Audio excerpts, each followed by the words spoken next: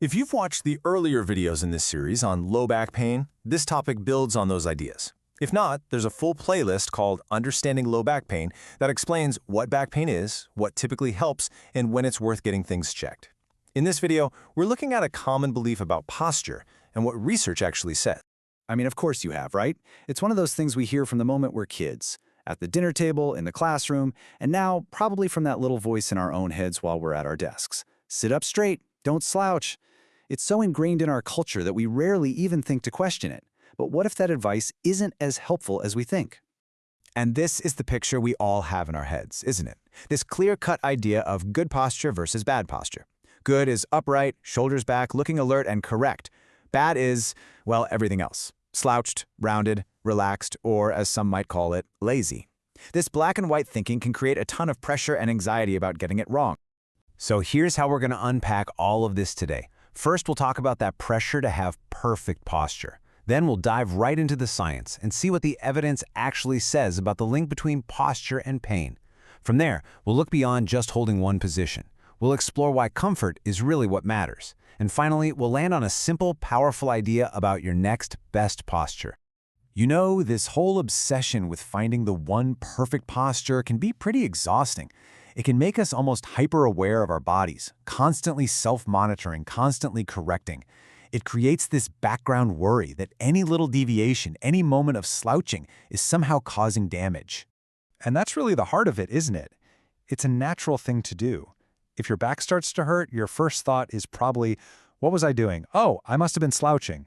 We draw a direct line from a specific body position to the feeling of pain. It just seems to make sense. Okay, so let's get into the big question. This connection we make between a so-called bad posture and back pain feels so intuitive, so obvious. But what happens when we actually put that belief under the scientific microscope? When scientists take a step back and look at all the data systematically, what do they actually find? Well, the answer might not be what you'd expect. Now take a look at this quote. It's from a massive scientific review that's a study of other studies, and their conclusion is pretty staggering. They found no consensus regarding causation. In everyday language, that means that science has not been able to prove that any specific posture actually causes low back pain.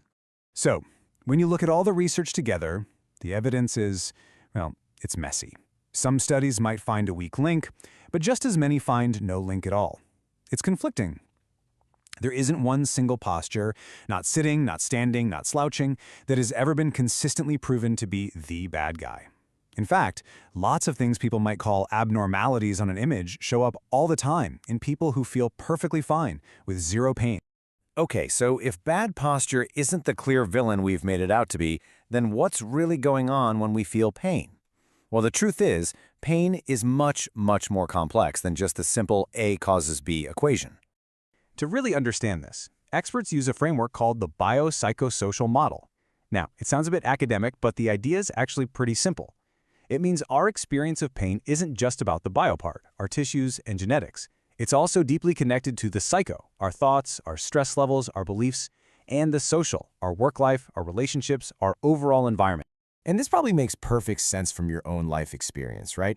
Have you ever noticed that a nagging ache feels 10 times worse on a day when you're super stressed or after a terrible night's sleep? But that same ache barely registers when you're on vacation and feeling great. That's the biopsychosocial model in action. It's never just about one single thing. So, where does all this leave us? Well, actually, it takes us to a much more relaxed and empowering place. We can stop chasing this myth of a single correct position and shift our focus to something way simpler and more intuitive, just being comfortable.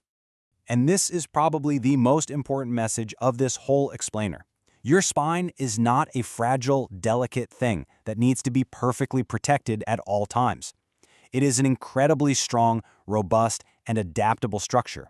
It's designed to move, to bend, and to twist in all sorts of different ways.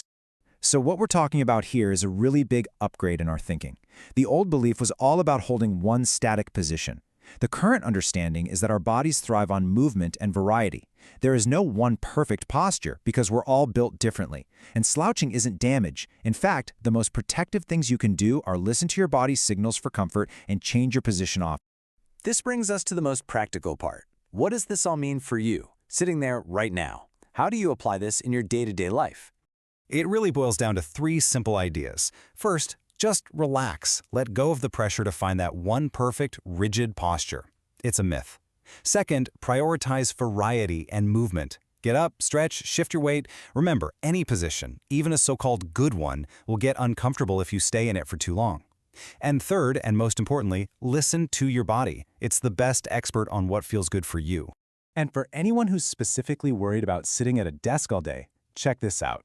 Another big review of the research found that the popular idea that sitting at work is linked with low back pain just isn't supported by the data. The problem isn't the act of sitting, it's staying in any single position for too long without a change. So I want to leave you with this one thought to take away. Maybe this whole hunt for the single best posture has been the wrong quest from the start.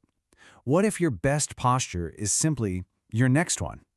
And as always, just a quick reminder that this content is for general information and educational purposes only. It is not a substitute for an individual medical assessment or advice from a qualified healthcare professional.